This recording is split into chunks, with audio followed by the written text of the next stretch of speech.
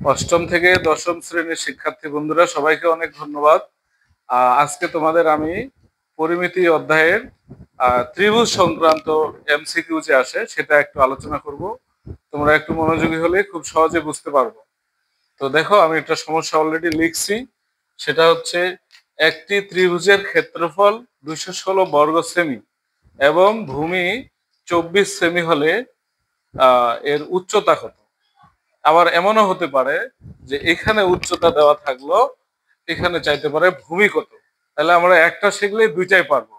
এবং খেয়াল করবা যে আমাদের বইয়ে সাধারণত কি আছে, ত্রিভুজের ভূমি দেওয়া আছে, উচ্চতা দেওয়া আছে, ক্ষেত্রফল। এটা কিন্তু পরীক্ষায় কম আসে, পরীক্ষায় এভাবে বেশি আসে। তো এটাকে আমরা কিভাবে সমাধান করবো আমরা একটু দেখি। যে ত্রিভুজের ক্ষেত্রফলে আমরা সূত্র সবাই জানি।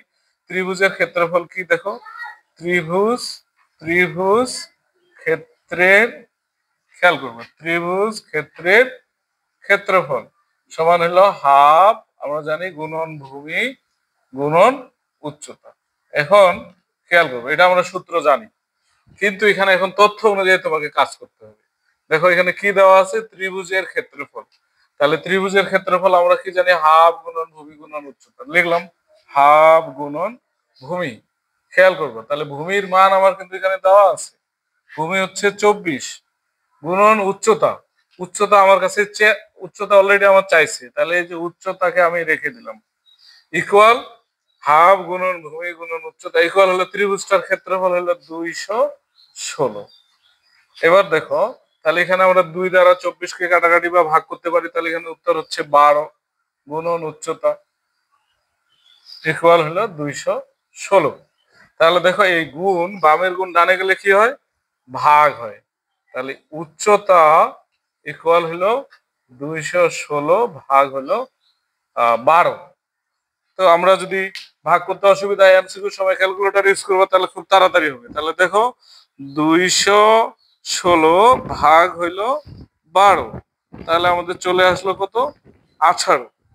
216 ভাগ হলো 12 দিয়ে আসলো কত, 18। তাহলে ইকুয়াল দিয়ে দিলাম 18।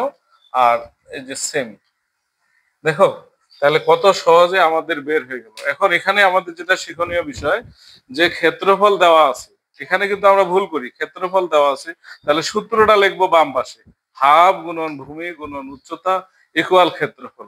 এখন তোমার এই প্রশ্নে এখানে ভূমি দেওয়া থাকতে পারে, যেমন এখানে ভূমি দেওয়া আছে, উচ্চতা চাইছে। আবার কোনো কোনো প্রশ্নে দেখবা এই উচ্চতা দেওয়া আছে, ভূমি চাইছে, তখন তুমি কি করবা, উচ্চতা রাখে দিবা। ঠিক আছে, উচ্চতা রেখে দিয়ে ভূমির মানটা বসাবা, সম্পূর্ণ একই। তারপরে যেটা চাইছে সেটা রাখে, এটা গুণ থাকবে, এটা ওই পাশে যায়, ভাগ করে ফেলবো, দেখবো অনেক সহজে তোমার এই ধরনের এমসিকিউ গুলো সমাধান হয়ে গেছে। তো তোমাদেরকে অনেক ধন্যবাদ। আজকে এ পর্যন্ত। বেশি বেশি আমার ইউটিউব চ্যানেলে ঢুকে সাবস্ক্রাইব করবা এবং লাইক কমেন্ট শেয়ার করবা। সবাইকে অনেক ধন্যবাদ, দেখা হবে পরবর্তী ক্লাসে। এ পর্যন্ত, আল্লাহ হাফেজ।